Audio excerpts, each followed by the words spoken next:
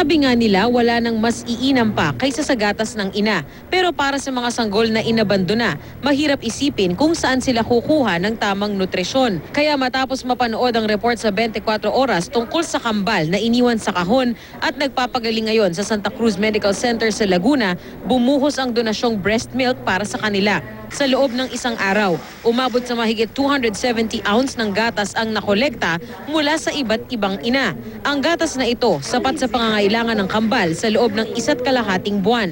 May sinagutan na screening form ang mga nag-donate para makatiyak na malinis ang gatas. Mabigay natin yung nutrition na hindi nabibigay ng sariling mommy, okay, with the help ng ibang may malalaking puso.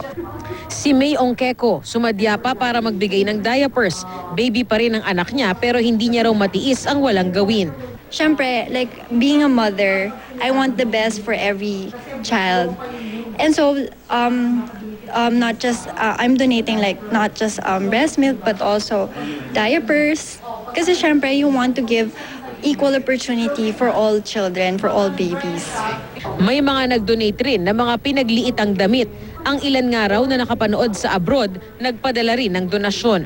Wala man silang sariling inang kumakalinga sa kanila sa pamamagitan ng naipaabot na tulong kahit paano na iparamdam sa kambal ang pagmamahal ng maraming ibang ina na handang tumulong sa kanila. Lia Manyalak del Castillo, GMA News.